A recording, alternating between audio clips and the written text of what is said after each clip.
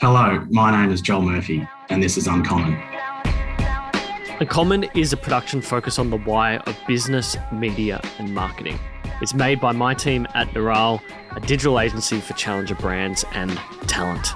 To learn more, just visit neural.com. That's NEURALLE.com. My guest this week, Joel Murphy, director and co-founder of Eightcap. Joel, we've known each other for a while now, probably since we met via the Go Markets days. What's it like working with Ricciardo? He won Monza the other weekend. I know that sponsorship was a while ago, but how long ago was that actually? It wasn't too long ago. I think it was about 3 and a bit years ago. A time where you could shake hands at least. Yeah, it was good. He was a pretty good bloke. I still bumped into him a few times at some other GPs I went to.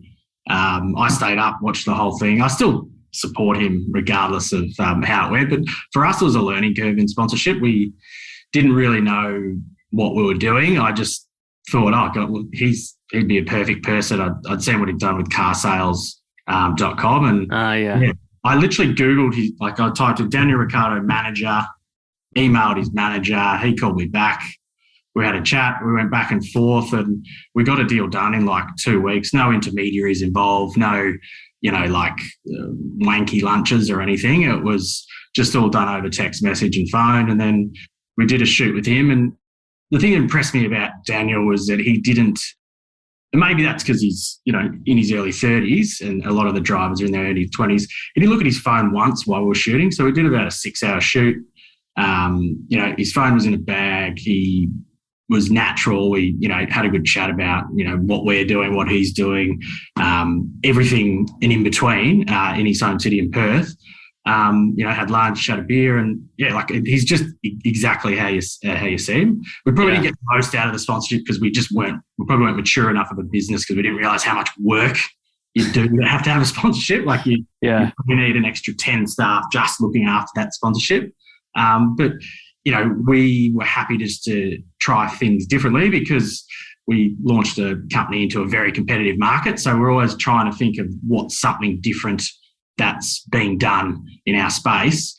And then I think literally every CFD broker in Australia now sponsors something. So it definitely kicked off or started a bit of a trend in this side of the world. It was 3 years ago. I was just thinking because CoinJar did the Melbourne thing. We also sponsored Brentford in the EPL over in the UK. You're definitely right. There's so much work that goes into those sponsorships. So much work. From little things like how your branding looks on LED signage at home games to how branding looks in booklet to, this event and that event. There's a lot involved with it. I'm curious with Ricciardo's manager, is he an Aussie guy, but he's based in Monaco? That was his old manager. Who was British. They had a bit of an acrimonious split. All right. Just after he signed he'd only just signed his contract when he was at Renault, which is now Alpine. And so he has almost like a manager that goes day to day with him and just sort of helps him with his life and his contracts. And then he's got his agents who are Australian based, who will then hunt out deals. I think he's doing Optus now and Afterpay. So they're the ones that'll hunt around and try and get him local gigs and speaking and that sort of stuff. So we dealt with those guys. I met up with that agent, the British chap, at the shoot. He was fine, but I didn't notice anything. But a couple of months later, they were slinging mud at each other. So I think that was all settled out of the courts. But that's so funny. It's a funny game, and probably what you've noticed with CoinJar, it's super unprofessional for sponsorship. They're just people selling stuff all the time, but they don't really deliver anything. It's they promise the world to you, and you can do this, and you can do this, and you can do this, and then you sign the contract, and they're like, all right, see you later. Yeah. It's all there. That's agenting 101, right? It's just, we sell you this dream. You've got your brand on. People think it's this amazing thing when you have your brand on a sports team because it's sort of like a childhood. For a lot of men, it's like a childhood dream in a way. But you get it, and it's like, oh, okay, it's just an ordinary transaction. They do plenty of these. Yeah, one of many. Yeah, and what's funny is when you sign them, how many come out of the woodwork to pitch you. Like for 6 months, I've had agents in the UK, Europe, Australia for everything, like, basketball here, cricket, NRL, absolutely everything. They think we're just you're just made of money. Like you do one sponsorship and you're going to sponsor every single type of sport. You know what I mean? Welcome to my inbox on LinkedIn.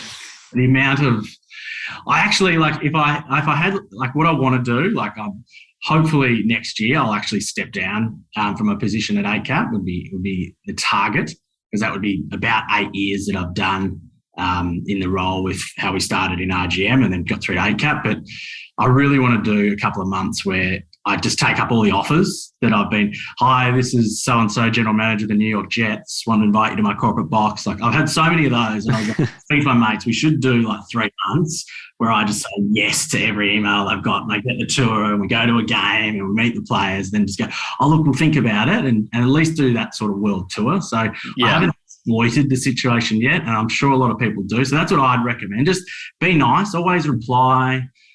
We got a great one actually from AC Milan. They're probably the only pitch I've got that I was like, I really want to sign this contract because it was so well done. We didn't go ahead, but the others are just a normal crappy sales pitch, like come to a game, we'll sign you something. It's very generic, but they actually put a lot of effort into it. But yeah, I'd love to take advantage of it at some stage. Post-COVID now, probably looking at 2023, go on the world tour. So we can go together if you want. Let's do that. Just hit everyone up for the tickets and see every sport and every event that you can. What's your earliest like inception memory as a kid? What's your first memory? First memory. I think I can go back to kinder. I think when I was in kinder, and I'm still sort of not close mates with him, but we catch up occasionally still. And I won't name him on here, but he cut my hair with scissors at kinder, and cut like a ball patch into the back of my head. But I remember getting in a lot of trouble for that, so I must have been about 3-ish. Okay.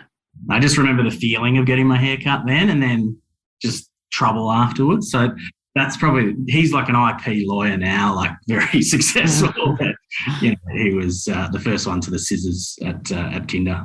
That's so funny. Did you get, when you say you got in trouble, was that from a parent or from whoever the teacher was at kinder? I just remember the commotion afterwards, that sort of what's going on, and then just that like flash of a memory. Yeah, that's so funny. It's almost like a dream, those memories. You don't know if they're real or not. You can capture like a tiny bit when you think about it or you go back. And my oldest daughter, who's 4, she actually goes to the same kinder, was finishing up at the same kinder that I went to. So when I went in there, I was like, oh, geez, this looks familiar. This looks very familiar. Yeah, it's so funny. And you repeat those stories back to your parents as well. And they're like, that's not what happened. And they're like, no, I'm absolutely certain this is what happened. Like, I care more than you because this is like a monumental moment in my life. And they're like, no, this is not how it went. Like, my inception memory is because you do like shapes in Play-Doh at kindergarten. There was like little offcuts of wood, and my parents had gotten some cement on the side of the house like done. And I went and used those offcuts. Like, I thought I was doing Play-Doh and just making shapes in the cement. And I remember just getting the belting of my life. Like, surely that was still there though. It's not like if it's drying concrete, it's very difficult to get that stuff out. You can't sand it back. No, the shapes were there and they had to get them in to fix it up.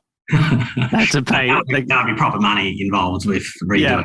So my dad's a builder, so that's sort of, he's a retired builder now, but it's always expensive to fix those things. So speaking of dad and parents, was there any lessons you picked up indirectly or directly from your parents growing up? Yeah, definitely. Well, everyone tells me that I did. I look a lot like my dad, especially now when I haven't had a haircut in 3 months. I probably look identical to him. Probably have just as many grey hairs as he's got as well at the moment.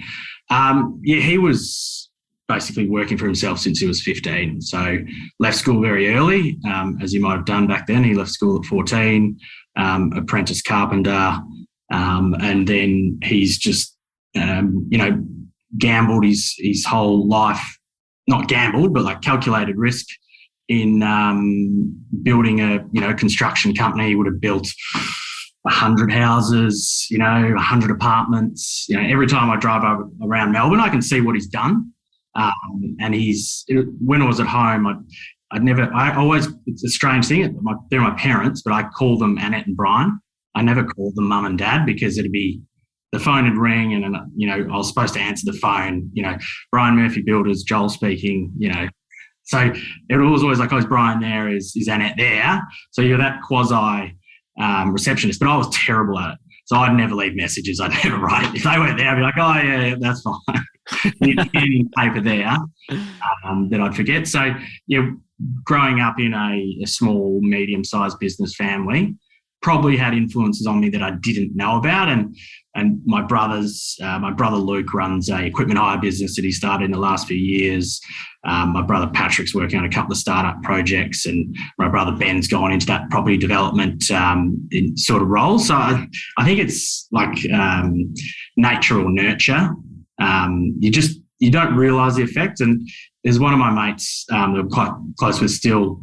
We sort of look at each other in the inverse. So my dad was a builder, and he pushed me away from construction. So he didn't want to work in that field. He was like, everyone's got to go to university, do your commerce degree, go do business. So basically all of us did the same thing. We all did our commerce degree and we all sort of went that way.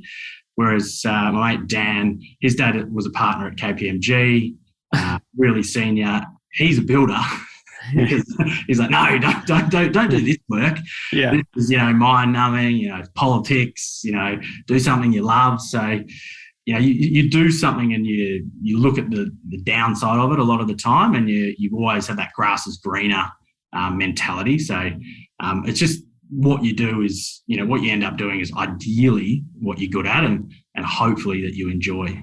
Yeah, that's so funny, like that generation of parents and how they did that. I feel like our generation has a good grasp around personality and how certain jobs suit that personality. Like some people, like my dad was the same. He was a printer and he was like, absolutely don't do this. You've got to go study, like be an accountant, lawyer, doctor, something like that. And it's so funny to this day. He's like, we've got this business. It does really well and none of my kids are going to work in it. And I'm like, are you for real? Your dad's a Cypriot migrant, isn't he? Yeah. So that's that. Yeah, that want to create something, want to continue the legacy. Want to have a name. Same with my dad. Secretly wanted to have Murphy and Sons. Up on the wall somewhere, but very happy to push us away. So you get people. It's hard with your own experiences. It's always really hard to put yourself in someone else's shoes. It's like the best skill set that I think anyone can have is that you can rationalize and sympathize what someone's doing in the other seat.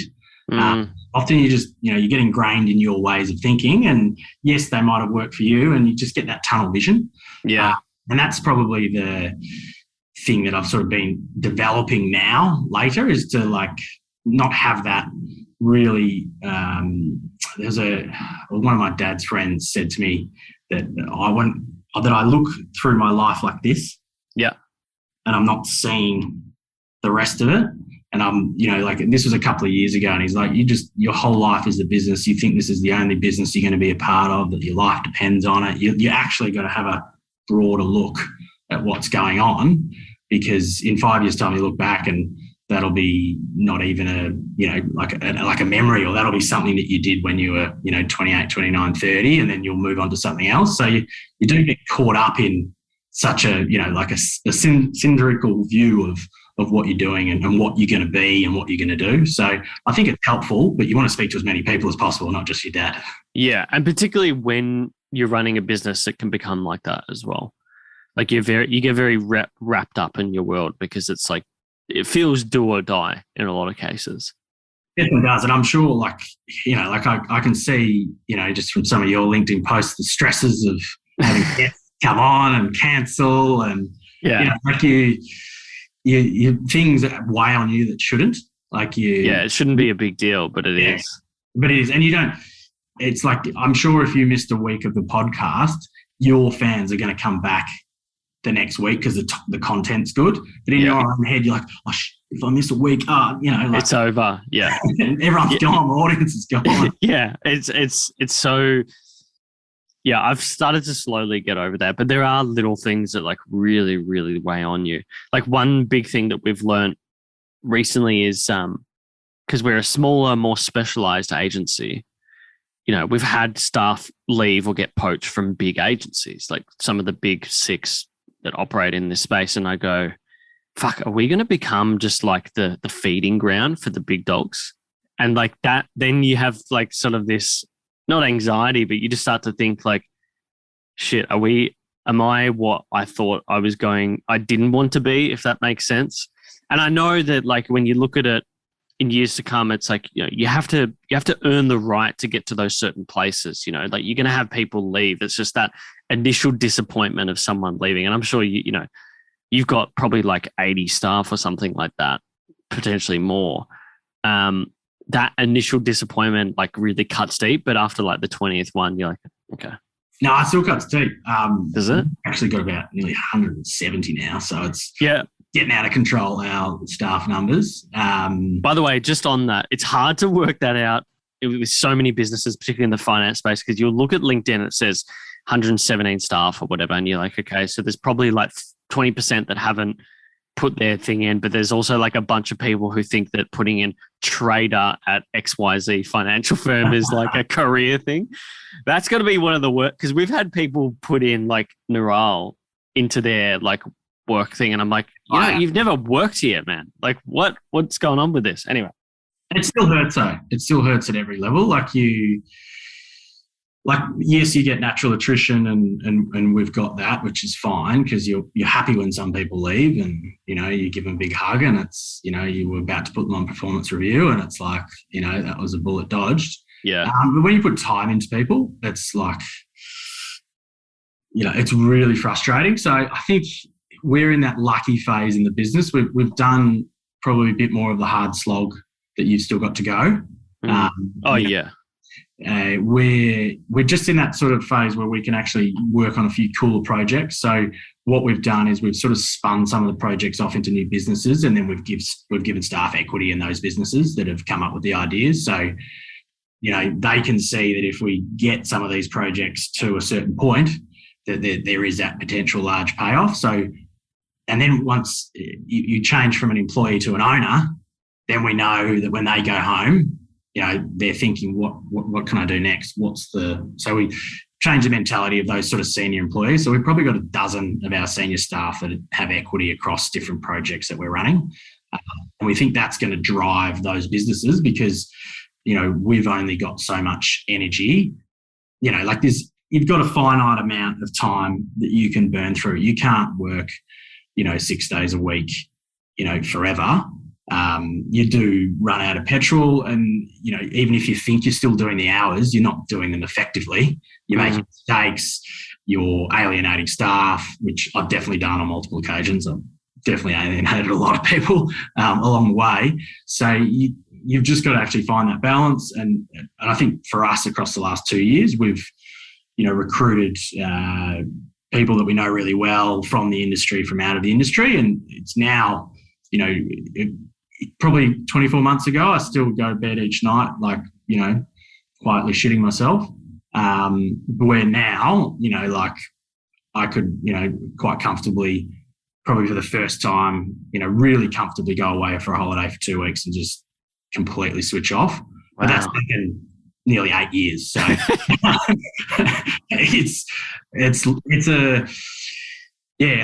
the start when we started, like we just had this running joke, like every time we went on holidays, something would fuck up. And it was like my first 3 holidays that I took, up to Queensland, up to Noosa with the kids, like I'd just literally sit on my laptop, watch them down at the beach from the apartment and work.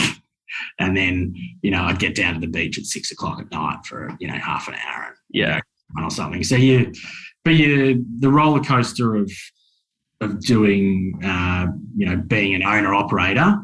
I hate the word entrepreneur more than anything in the world. It's up there with synergy for me.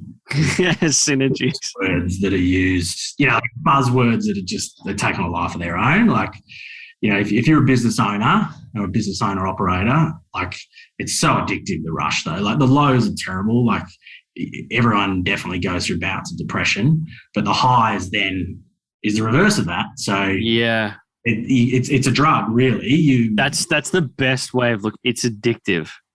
It's so addictive. It's highly addictive. Like, you can have absolute shit for a week and then you have one really awesome moment and it just, like, it's like taking Oxy. Like, you just feel amazing and you think you're king of the world, like king of your industry, whatever it may be, and then it's back to normal. It's so funny when you talk about the holiday thing. I think my wife Lauren said to me, I asked her, like, what's your major dream for the business in the next couple of years? She's like, to have a holiday without needing to be involved in anything. I'm like, oh shit. It's like the book of Mice and Men. It's like something that's never there. You just can't. Like, we'll get there eventually. We'll get there eventually. So you studied arts comm, finance and politics major, graduated in 2006. I met you just after you left Go Market. So you would have finished, I think, July 2012. I mean, there's a gap there from 2006 to 10 on LinkedIn, which is always fun to dig into about what people got up to. But I think you started at Pepperstone. So Jan 2013 is the time I started to go. So we meet each other then. You were at Pepperstone for a year and a bit, head of sales. I'm curious, just being in the industry, what seemed like the golden principles of Joel that you pulled into your own business? Yeah, that's a very open question. Just to go back, I'll go back. My history's actually, it's okay. I didn't hide anything. When I did my LinkedIn, I just literally did my CFD career and so I worked at Goldman Sachs in London and I worked at Adelaide Bank prior to that. So that was my pre-CFD career. Then when I came back from London, I worked at ANZ. So I've been in the derivatives space, so margin lending. So I've really been in the space for my entire career. So margin lending to start. Went to Goldman Sachs in London. That was in middle office in equity derivatives, which was literally hedge funds punting on equities, which was incredibly cool learning experience because I had to speak to a really large amount of smart people. Most of the guys that were running the hedge funds then were a 3-man team. So you would speak to the guy who's earning, $2 or $3 million in the role that I had, and also the trading desks across it, Goldman, obviously our team, but then, SocGen, which was going through issues at the time. You just spoke to people that were smarter than you, which is a really good situation to be in because you learn a lot. And also they don't tolerate any mistakes. So you see people around who get fired for just calling the wrong person because, it killed their little zone that they were in when they were trading the swaps that they were trading. So I've sort of always been in this. I didn't know what CFDs were when I got into the space. I was like almost tricked. I actually thought it was more what I was doing from the role that I was going for was more of what I'd been doing at ANZ and Goldman. But then I sort of discovered what was going on and unfortunately got good knowledge of what I was doing and what I developed beforehand. So I've just sort of got here by chance a lot. I think a lot of people do, don't they? And you look back at the sliding door moments, and I remember in London I'd been offered to get sponsored, so I was like, all right, that's great. That was in 2008, obviously. Wow. You can tell where the story's going to go. Yeah. I actually said to them, no, I don't want to get sponsored. So I said, yes, I do, but, I've been here for a year. I haven't done any travel. I came to London to do some travel. I'm just going to go for 3 months. Go come back and you'll sponsor me after I do a 3-month holiday. Like, that's fine. And I was in Bulgaria and then I was like, okay, I don't think I'll be going back to London. It was... Well, the trading desk that I was at that spread all the rumours about Lehman Brothers at best terms as well, that actually started to run on them because they'd shorted them. So, wow. I was like, had a couple of mates, and I was speaking to them back in London, and they were all, went to Oxford, Cambridge. They were all getting let go. I was just like, back with my tail between my legs, back to Melbourne, and luckily got that job at ANZ in the interest rate derivatives and FX derivatives. It was like going back in time, like using software that we were using in London to using, 30-year-old technology at ANZ, still doing stuff by paper. It was going back in time. And then, Go Markets was, it was a real turning point in my life. We had like a dream team at Go when it started. Like everyone that's there, like if you go back to that sort of period when I was there, and then when I sort of came back, you look at the people that have left, and it's like, CJ, who was there, is up running, Western Union in Queensland. You've got a couple of other guys that have started businesses that have taken off. So like they had really good staff. I don't know why they let them all go when I was there. Like, they sort of just didn't manage them very well. And the business had issues at different times, up and down, but you got to learn a lot about the space. When it moved to Sydney, the business, for a little while, and that's when I left, but obviously had good, strong connections with it. So when I wanted to start my own business, obviously Chris and Sawyer were there as a starting point to get what is Eightcap now off the ground. And did you look at any of the things that were done in those businesses and go, I'm definitely going to do that, or I'm definitely not going to do that? Yeah, absolutely. I think I actually learnt more from people who were bad managers of me than I ever learned from anyone who was good. The good ones I just liked, and the bad ones I was like, oh God, I can never be like this person. Yeah. But one of the lessons I learned was not leaving at 3:00 to go down to the pub when everyone else is in the office. Yeah. So, just being there from, 9 till 6, being, even now, like I don't have an office to sit with the staff. Like I like being amongst it. I like to lead by example. I don't think I'm a very good manager, but at least I set an example that can be followed in terms of effort and execution. And that side, I might not be good at helping develop someone's career. I'm actually terrible at that. I'm very much a sink or swim sort of person.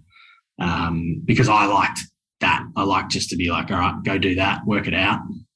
Yeah. And then sort of people I hire that I don't have to manage. It's like they can work stuff out and we can move on. I don't have to, have a performance review every 6 months and tell them how their career is going. And we've hired other people to do that because you need to do that. But I do that. I don't do performance reviews. I never have. I get someone else to do it. I'll tell people they're doing a good job and, when we're doing stuff, but I'm not going to sit there and dot point, and be organised in that respect. I want to, just work on the projects, work on the ideas and celebrate those sort of successes with the work that people do. Yeah, it's good that you recognise that as well, because I see elements of that in my personality, that things I'm just not good at. Like I'm definitely the type who'll just say like, here, I need this sorted. Do you know how to do it? Yes, no, go do it. Otherwise I'll just tell you. And that's how you do it. Like I understand some people really need someone sometimes to just lay it out for them. What if I told you the way to take your brand to the next level in 2021 is with TikTok ads? A lot of our clients come to us with a problem. They need to take their brand to the next level. They're typically doing 5 to 10K a month, and they need to jump to that 25, 50K per month level. And Instagram and Facebook just isn't what it was. So what's the commonality amongst all this? It is primarily opportunity in a saturated market. And we think that TikTok ads today is the answer. Now, Neural follows a 2-phase process to guide you as a challenger brand on the way to growth. Phase 1 is all about knowing your brand and niche back to front with a focus on breaking even or getting above a break even. Phase 2 is scaling that creative to blow up your sales in the process once we've secured you as the leader in that niche on TikTok.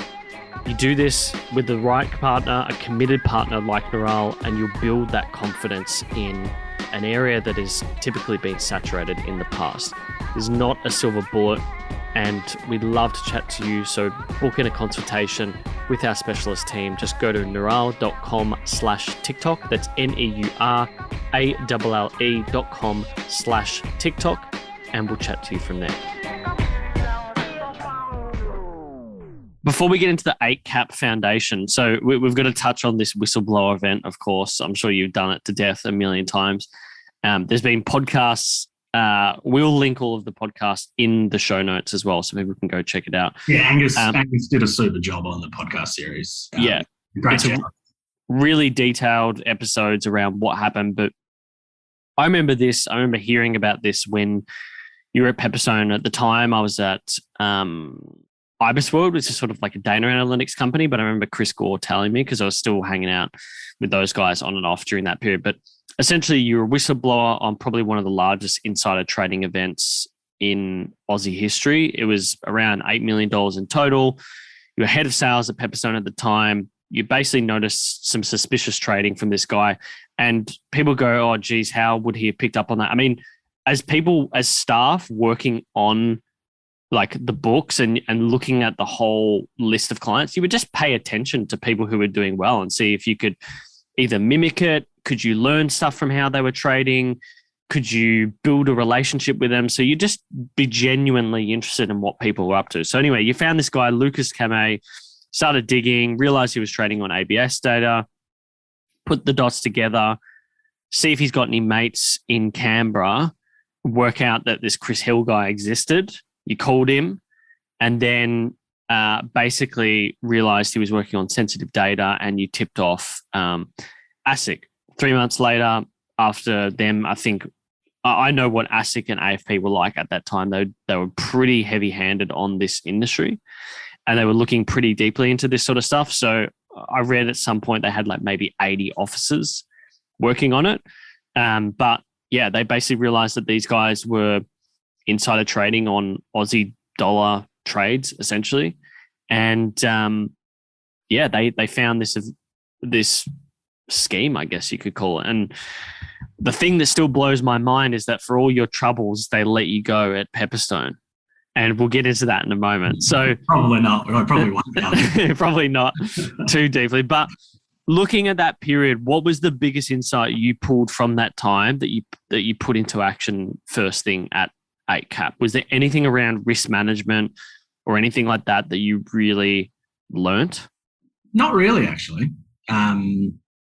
Economic news is obviously a sensitive time. So what the issues you have with it is that everything's about load time in this industry, because so what the issue is for most brokers is that sometimes if you've got an event that everyone wants to trade, you don't actually set your servers up to handle the load that you're about to have on a news event. So non-farm payrolls, interest rates or releases, it gets everyone trading all at the same time. So there's always an issue with your price feed actually slowing down to what your actual price feed should be showing.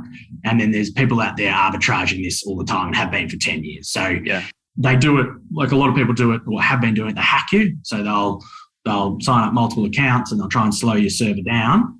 The thing is if you're hedging it through, they will take the trade, but then they'll reverse it. So you're left holding the can. So people are taking advantage of the software. So they're not taking advantage of the market. They're taking advantage of the software is to protect your business from it, because there is literally no way to mitigate it. You can't hedge it. You can't internalize it. You can't do anything with toxic news flow. So every broker around the world, whatever industry they're in, is trying to make sure their technology is up to scratch. So that's actually, sorry, that's the lesson I learned actually when I was. Yeah, I was going to say that is a lesson. Sorry, that is. Yeah, it wasn't a lesson so much. It was actually a competitive advantage. So the Pepperstone guys, when they started out, they were very frugal. They just didn't spend as much money at the time on certain things they could. So I probably realised I was going to leave Pepperstone and Eightcap, or what became Eightcap, was going to happen was around Christmas time. So we had about a dozen staff in Melbourne, a couple in China, about the same number in China, then a couple of guys in Dallas. And I remember and Joe Davenport asked me, you've worked different industries. What sort of bonus should we give to the guys? And I was like, oh, look, all the ops staff, all the sales staff obviously get remunerated by commissions and that side, so that's fine. I was like, oh, definitely like 10% bonus is standard. And everyone's doing a cracking job. So do 10%. And I think, it's a nice touch, get everyone a bottle of champagne for Christmas, something they can take home. So they've got something physical. Obviously, money just goes into your account. So you can't really, it's good to sort of come back to your wife or your girlfriend, your family and go, look at, this. And they also gave me that. And then in the end, the guys, I think they paid a bonus of about somewhere between $1,500 and $2,000 and got a bottle of Chandon for everyone. And that was off the back of making a $27 million profit. So that's when I knew I had to leave Pepperstone. Like, wow. I was like, I can't believe they just did that. I've still got that bottle of Chandon. I've kept it the whole time. Wow. That's definitely like an industry thing where you look and you go, fuck, why did they do that? That's just a thing that happens and you just wonder, like, why is that when a business grows that much? But so many businesses, people rock up in a Ferrari and then do the same thing. It's like, oh, we don't have any money. Yeah. Okay. It's so funny. I was reading a book about that in agency land. He's like, this guy, and it's called The Business of Expertise. He's like, one of the worst things you can do is like lay off staff and still be driving to work in like a Ferrari or something like that. It's just not realistic, if that makes sense.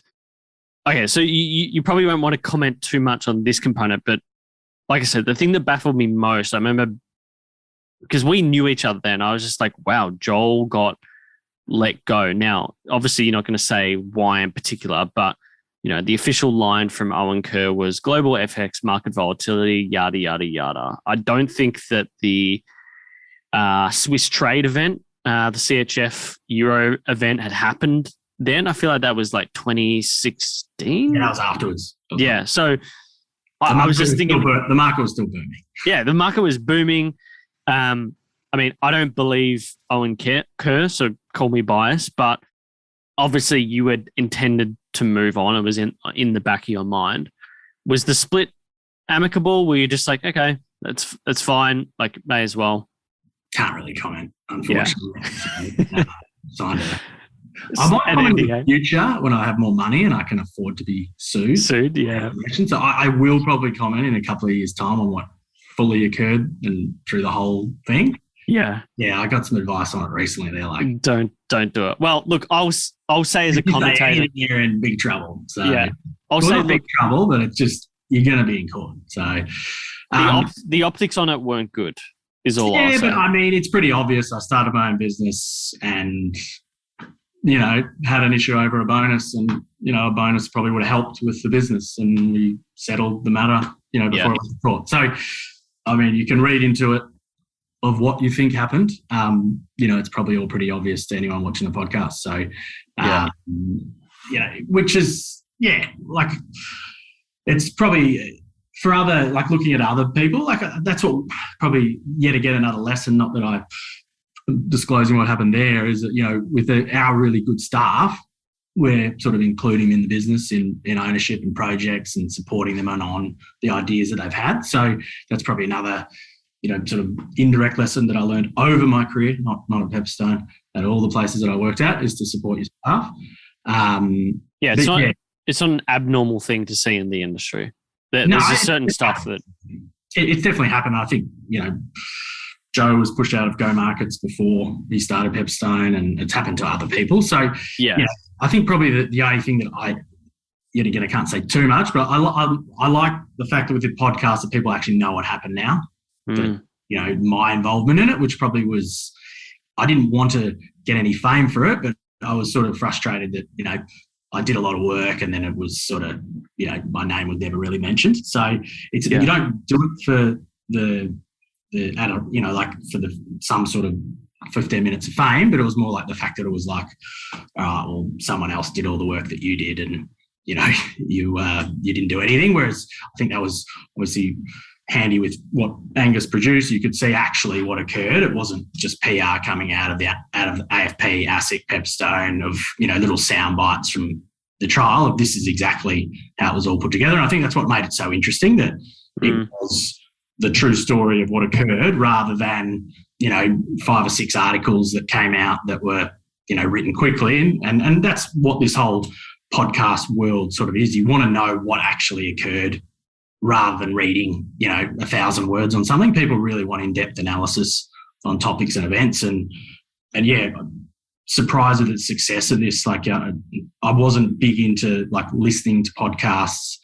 I only live about 10, 12 minutes by train to get home. So I don't really have that time that train time to really listen to them, which I'm probably doing more so now, and just realizing that you can listen to 10 minutes every day rather than finish something, which is, I always like finishing something. I hate pausing. So that's something I've just grown up and I just deal with now. I can tell you're a bit OCD like I am, but you want to pick up the nuance in the conversation. I guess I'm intrigued, because being in the industry, you have the experience of stumbling upon trading groups like this. Like you said, you would often get groups who are basically pinging the server and slowing the server down to arbitrage opportunities. So in various ways, being in the industry, you would see events like this, particularly back then with a lot of things seemed analog, like the way the people used to measure exposure when I first got into the industry was via spreadsheets. Now it's all software. The majority of leading businesses use software. Like a good example is Tapas. Like they're a really, really good business offering essentially risk management software. What was that process like? Because, it's very different with Austrac. You get an SMR for someone who you think is potentially money laundering. But what do you do in that scenario with, is it the responsible manager? They've got to raise something with ASIC. What was that process? There wasn't really. There probably was some sort of process, but because it hadn't happened before insider trading in the FX derivative side, it's obviously happened in the equity derivative side. And Market, CMC, IG have all been involved in insider trading cases where people have traded stocks, with insider knowledge. So, as I said, ASIC had no idea it could happen.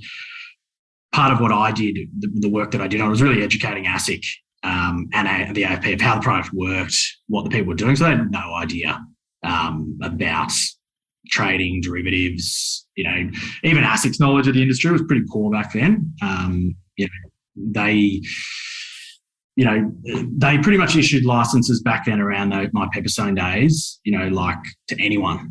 You could get them in 3 months. And that was the issue of the industry over time is you got people from Israel, from Russia, coming in, setting up businesses, which is FXCT, AGM, all these guys that end up doing bad things was all because ASIC was asleep at the wheel. So they didn't have an understanding of the industry and then let in people that did the wrong thing. And then the people that did the wrong thing, they took years and years to catch them. So, I remember tipping them off about FXCT and they're like, we can't call them up because it can be entrapment and we might struggle because it's like, there's always a reason why they can't do stuff. Yeah.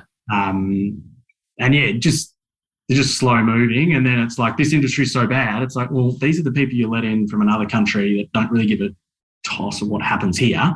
They've got a few pretend, directors on the ground that, they're all controlled by overseas. And that's really been the annoyance of this industry, especially AGM markets. Like I actually tipped ASIC off about that one.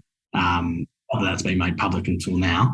But they just took ages it took them like 9 months to catch them. Yeah. And then it affects the local industry when you get things like product intervention powers and all this sort of regulation, which can be good, obviously, but it imposes a lot of the costs on good operators in the business, which is frustrating. Yeah, they went a bit overboard. Like the leverage restrictions were, a little bit too harsh. They were a bit harsh in Europe as well. Like Europe's got a clearly defined professional classification, which we don't really have here. So that percentage of the market that knows what they're doing can get access to the product. So it's just the frustration is like, and especially in the cryptocurrency space now, is people are accustomed to trading overseas. So realistically, Eightcap could close its ASIC license now and we could still get all of our Australian clients trading offshore because the Australian clients don't really care now about regulation as much. Obviously, regulation is very handy because you need the banking and the services and everything else. So no one's going to give it up and exit. But which is probably the lesson that Binance has right now. But they've grown their business to be, a $20 or $30 billion business without regulation. Now regulation is strangling them because they need it. Yeah. Into the markets, but the guys have already got a lot of money. So the horse is bolted. And that's the change that ASIC probably doesn't realise now is they can put regulation in Europe and the UK, and everyone just goes, okay, I'm happily trading with IG Markets Bermuda with the same conditions that IG Markets has in Australia because they're a trusted brand. I know them. So what do I care about? Yeah, you're so right about that. It loses the industry to overseas. Yeah, which is terrible for tax for Australia because I'd rather pay my tax in Seychelles or Bahamas, which is nothing, than pay 30% here. So no, I've said this for a while in the crypto industry, being still involved in it. Like they need licensing and they need to be more ahead. But now, after hearing you say what they said about licensing back in 2013, it makes me realize, okay, it's gonna be 5 years until there's ever a license for crypto in this space. Like they're so behind. So okay. That's really, and that we're in that space, not in the same way that you're doing. Obviously, we've got a little offering that we've launched recently that's pretty cool. That hopefully you read a couple of the press releases in the market. The industry needs regulation here because then that gives the cryptocurrency firms access to banking and services that then people can trust. So it definitely helps. But does ASIC be draconian and go, all right, all the exchanges need $10 million in capital because none of them have it? So, what I mean? Like what they do in the stock space, you need $5 or $10 million to be a clearer through the ASX. So who knows what they'll do? Like, so with our industry, they almost sort of said, all right, we don't care if people trade offshore. You know what I mean? They put in things where you can offer them here, but there's probably just as many people in Australia that have a CFD account offshore, and that's the same with cryptos. It's just as many people that have a crypto account here, or they're trading with FTX or Binance or some other offshore regulated entity. So there's an opportunity for ASIC to create something here because banking is the main issue for the crypto space. So if they do regulate it, it brings in the ability to get insurance across the board for PI, for directors and officers. You could legislate that the banks have to deal with them so that they can't block them out. So there's a huge advantage if Australia does move in regulation for the crypto space. And it'd be great if they did move, but judging by everything else that ASIC's done, they wait to see what the FCA does and then copy it and smudge it around. Just do that, do it 2 or 3 years later. So the FCA's got those temporary licenses in the moment. Maybe ASIC will come with those in 24 months' time. And then maybe, as you said, 5 years is probably realistic right now. Yeah. Unfortunately. Well, the UK is definitely like the FCA, which is the UK's version of ASIC in a way. A little bit different in terms of its remit. But I think they're the preeminent body globally when it comes to regulation. So how many businesses are within the Eightcap brand? There's a few, but I think you mentioned that there's 110 plus staff, or there's more than that now. Somewhere between 160 and 170. I don't know the exact number, depending on who's going and coming. So you got London, Cyprus, Melbourne offices. There's been these product intervention powers we know about. We spoke about that. The main group that's affected is retail investors. It doesn't affect professional investors too much at all. Yeah, that they have to go through some hurdles, some more compliance hurdles, so to speak. Obviously, crypto is a major driver for FX businesses today. It's really interesting. I've dived deep into this, what they're sort of starting to call MoFi, modern finance, but you get like DeFi and crypto and NFTs and all that sort of stuff. But what for you personally, what's in store for you? What do you want over the next 5 years? For me, it's the projects we're working on. So obviously going to do a bit of plugging because it's a podcast. So that. So we launched 250 cryptocurrency CFDs in the last week, which is the largest regulated offering in the world. So we're proud to say I'm a market leader in something that no one else is doing. Well, they are doing, but if they're doing it, they're doing it very poorly. There was a gap, and we've been working on it for the last 9 months. Chris Hill, who I hired, who was one of the guys that involved in the insider trading case, has been working on it as well. Ironically, he's big into cryptos and he's been an integral part of it. Marcus Featherstone, who used to work at Pepperstone, which it's a lot of ex-Pepperstone guys and Go Markets guys that work here, just because we've got a lot of our people that we like in the industry. Worked on this project. We've got a pricing engine we've put together with a group of different exchanges. So for us, it's we look at so eToro, their spreads are 3,500% higher than ours. So a little bit of a gap if you're trading with eToro, and then if you look at BitMEX, they can charge up to 300% on swaps for a year. So ours are 5%. So we've just seen this market that's sitting there at the moment that's sort of like the CFD market was 10 years ago, really high spreads, people getting into the market. They don't really know what they're doing as yet. So they're unaware of the costs of trading. So our Bitcoin spread is $12. eToro's is $335. Yeah.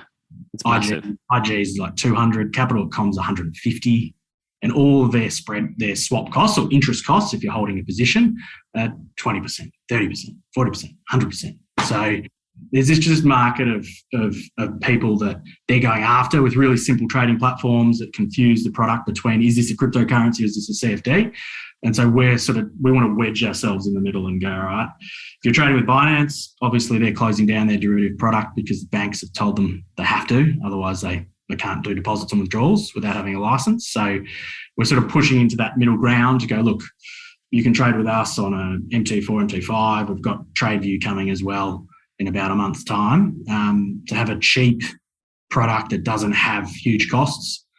For Australia, obviously, it's 2-to-1 leverage, so the leverage isn't high. It's 20-to-1 for professional clients, which classification that a number of clients can get into. So you can hedge your positions without having to stake it with an offshore provider. And if the market drops 60%, you're only getting 10% interest on staking it. It's a little bit easy to hedge it at a $12 cost and a 5% interest rate for a 12-month period. If you were worried about volatility, which most of the crypto exchanges had a little bit of a wobble in the first sort of 6 months of this year, as the product went sideways for a little bit, and that's going to happen more and more. It's not just going to be a mountain 45-degree angle.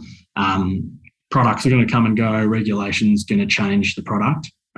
So yeah, we're hoping that as a really truly price competitive offering that we can push into this space. And the next biggest player in Australia is, say, eToro, and they have the equivalent of 30 cryptocurrencies. So they're 30 times the cost, and they have a smaller offering. So we've done something that, as I said, no one else has done in that space.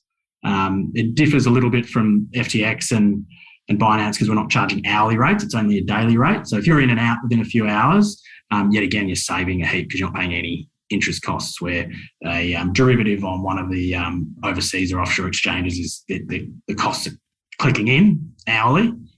So yeah, as a product, we think the CFD or the derivative product through an MT4, MT5 TradeView broker is a niche that we can build a large audience. And yeah, our account numbers are obviously reflecting that. Like we're getting a large amount come in from Australia and overseas. So it almost seems like product development is like the key thing that interests you. Yeah. Yeah, it's really interesting. So with Eightcap and the crypto offering, what jurisdictions can you onboard? Is it all the usual? Everything except for FCA. So unfortunately, because of all the shit that eToro and Capital.com and all these guys did in Europe, they banned retail CFDs for crypto. It'll get overturned. They'll wind it back. But because of what those guys did in the market, like pretend that they were crypto exchanges and charge high fees and build a big audience. I think eToro said the other day they made 200 million in revenue in the quarter. Most of it was from crypto revenue. If that was Eightcap, it'd only be 10 million. So you can see the fat that's in there, and they still lost 20 million. So they spend so much money on advertising. It's amazing. Wow. So with these sort of products, what ends up becoming the underlying? Do you guys use derivative products you get from IBKR, or are you wrapping and creating it yourself and hedging out with physical spot crypto? Both. Okay. So Cool. we've got, as I said, we've developed a pricing engine internally. We're connected to futures as well as physical. So we can manage the risk easily if the market's just going straight up. So there's no risk for us. It's no different to being a digital currency exchange then. It is, but we don't want to be a, you're just not offering the physical component. Yeah, we think so. We're sort of, I think everyone and the company you work for probably has those dreams. We think specialization is probably a bit better. Like, I think if you try and do everything, you're normally not good at any of it because you do too much. So, like IG markets in our industry, they've got the most products.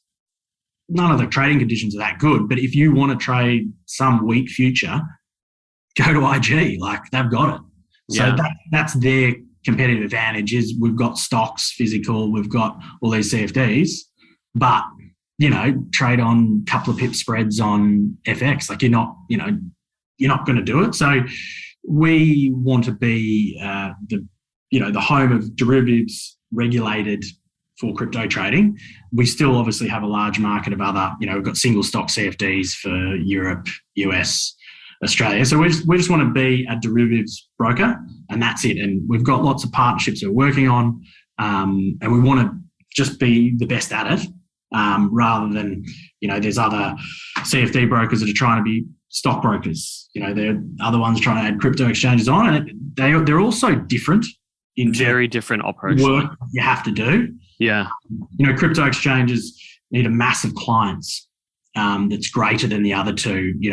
I don't know if CoinJar's got a phone number, but every other crypto broker in Australia doesn't have a phone number. So they can't afford to. They can't afford to have the staff to answer the phone because of the margins in the business. So it's all done via live chat and, social communication.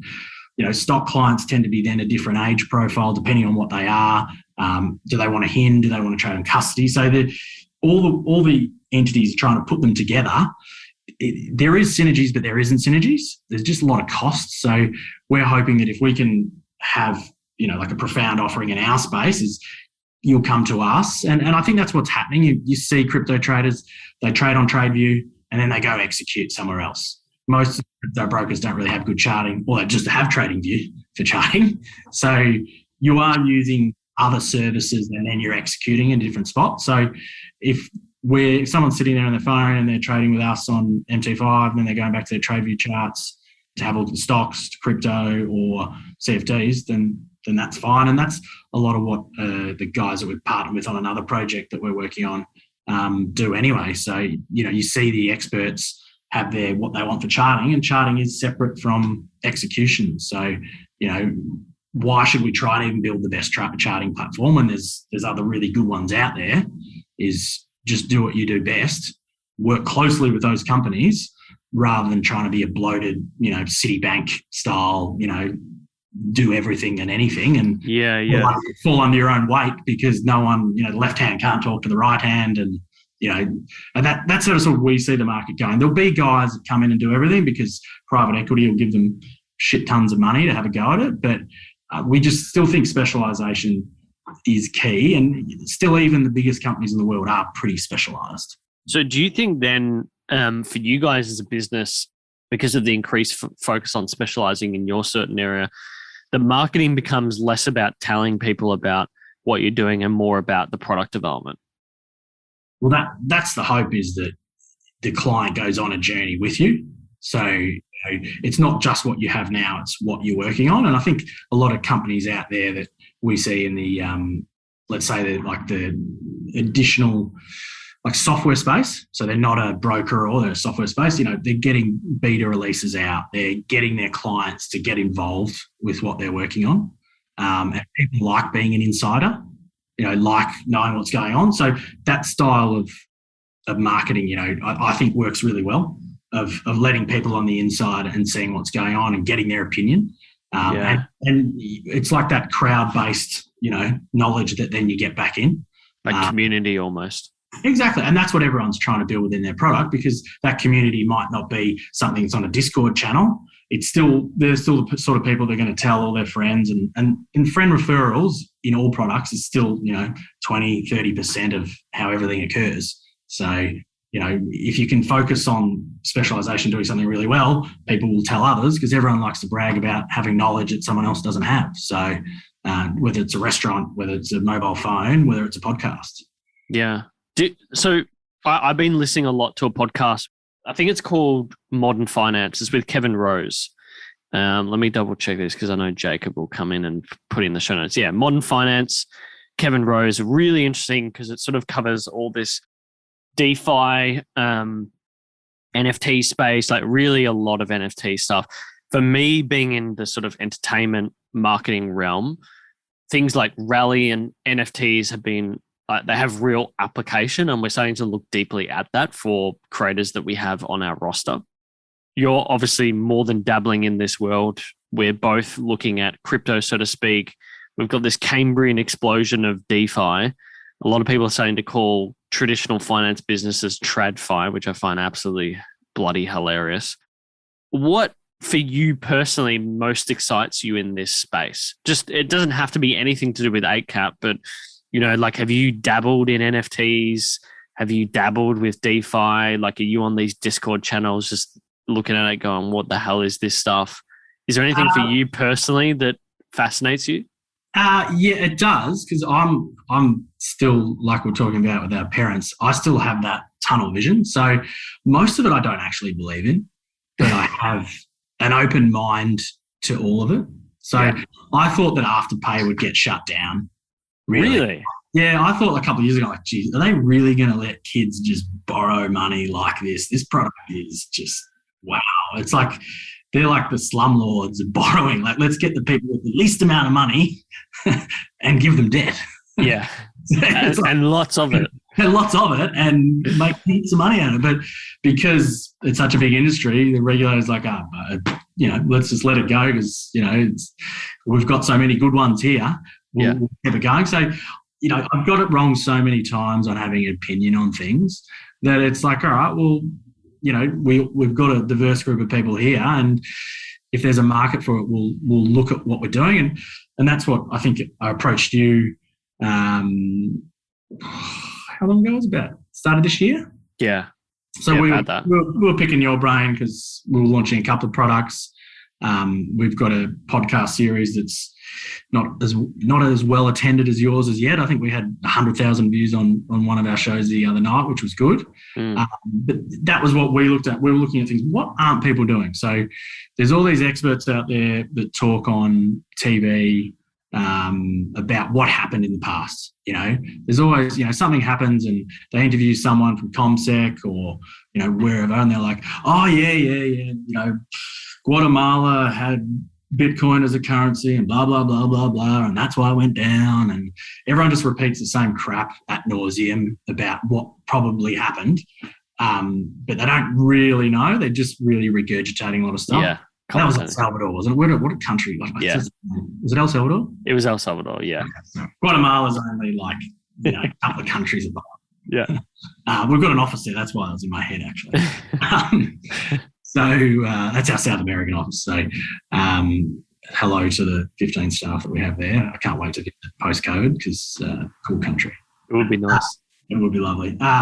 So getting back to the other side is, we launched a podcast series called The Trading Battle. It's live trading. So we get experts on to trade against each other to show us how they use their strategies. So there is no, recorded video of how they did it. And it's always, you see all these videos online where people show something that happened 3 months ago and they go, well, this is where I went wrong. And, this is how smart I am. And that's my Ferrari and that's my Lamborghini. And yeah. This is my watch. So sign up to my course. Sign up to my course. So, but at the same time, there is lots of experts out there that do know how to trade. So we're going after that market. We've got Nick Leeson, if you know the name, coming on to host one of the battles in a couple of weeks, who's we don't know if he can trade. I mean, Barings Bank was a little bit of an issue. If anyone's seen Rogue Trader from about 20 years ago with Ewan McGregor. Yeah.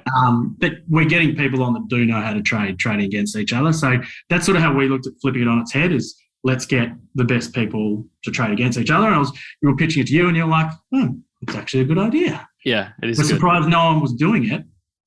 So at the moment, it's an FX related, but we've got a crypto show, a US equity show, and an Aussie show about to launch. So yet again, just simple stuff that you knew about, what software to use, of what, getting cameras, sound. So we went through that learning curve for the first few months, and a lot of the shows were pretty rubbish.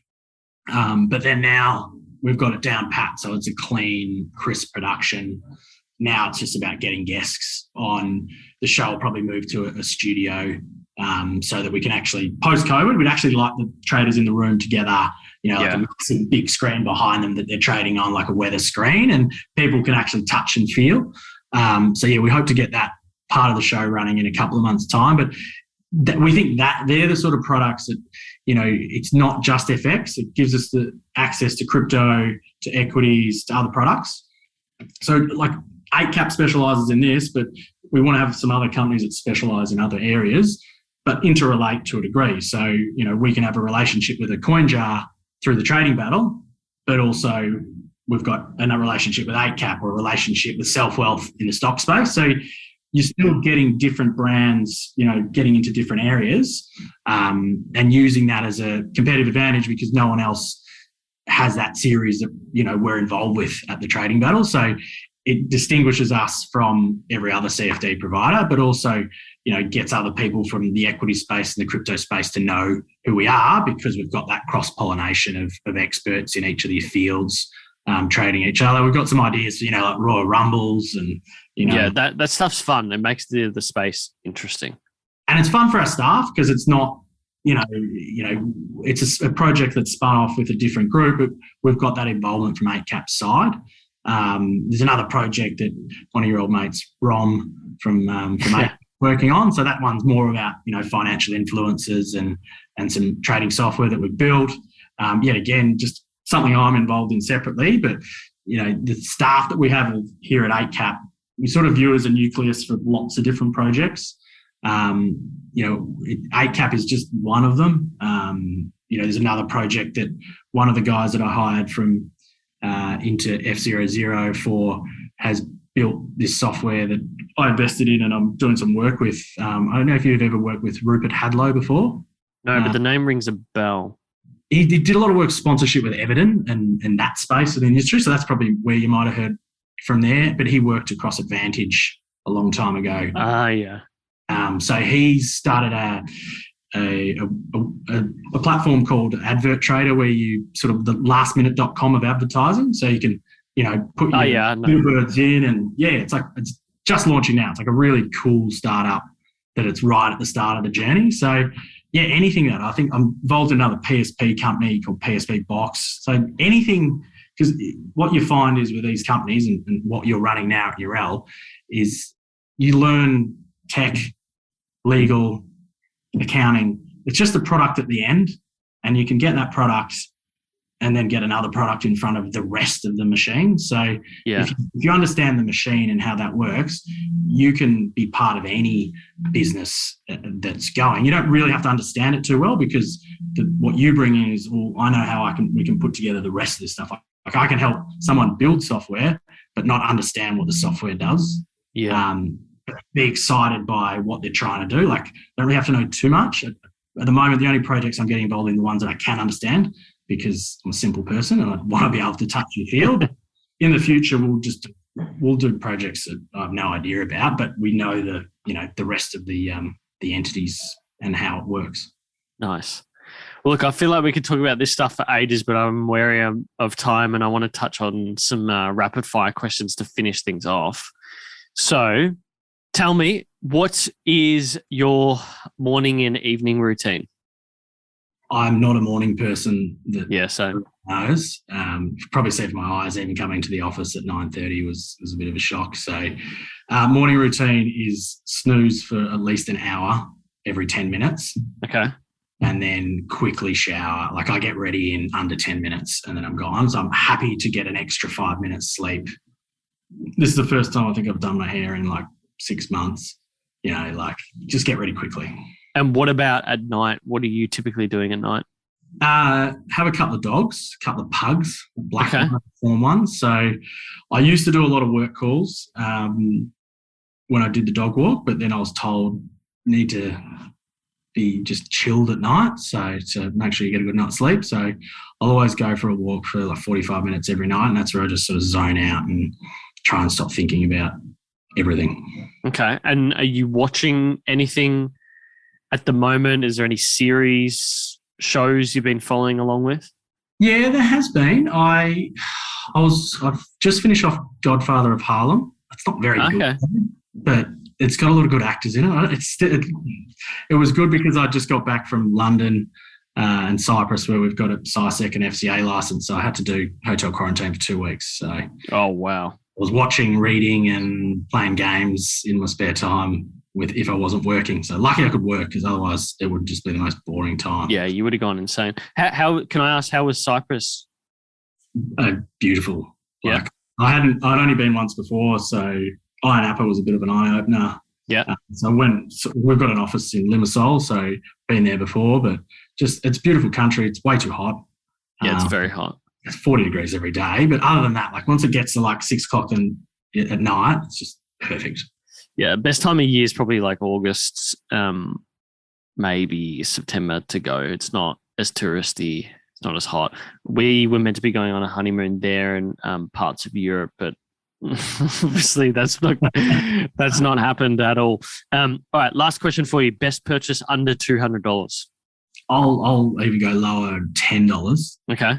I still have both of them. I think I bought them both when I moved out. I've got a dirty clothes basket. Okay. And a clothes horse that I bought from a $2 store. So I think it was only $4. And I would have bought them when I was like 21, and I still have both of them. And I use it every day. I use a dirty clothes basket every day. There you go. I kept the whole way through. So $4. It's so funny. I've got something similar. Like I've had it ever since I moved out of home. I've had it for years now. Because you don't really think about little stuff like that. And you take it with you every time you move. Like from when I was a student all the way through now with kids, it's like that's the best investment ever. Yeah.